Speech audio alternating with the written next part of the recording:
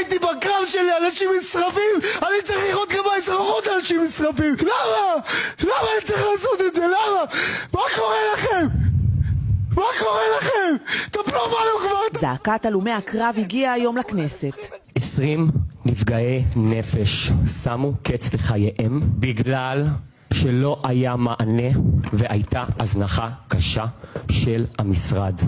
לאחר מותו המצער של בר קלף שהצית את עצמו בשבוע שעבר ומת מפצעיו, ומותו של אור דוניו, גם הוא הלום קרב מוכר, התכנסה היום השדולה להלומי קרב בכנסת לדיון מיוחד באמצע הפגרה. אני אלון סער, הבן של רונן סער, הוא כבר חודש נמצא במצב של צמח. למה? כי הוא התאבד, ניסה להתאבד לפחות, בפעם ה-10, 11.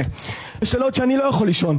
אם אתם רוצים, יש לי פה סרטון של אבא שלי תולה את עצמו מול אגף השיקום כדי שיכירו בו. למה אני צריך לראות את זה? למה חייל בעזה שנמצא בפעילות צריך לקבל שיחות מאנשים שאומרים לו תפתח עכשיו את הפייסבוק, יש לייב, אבא שלך מתאבד.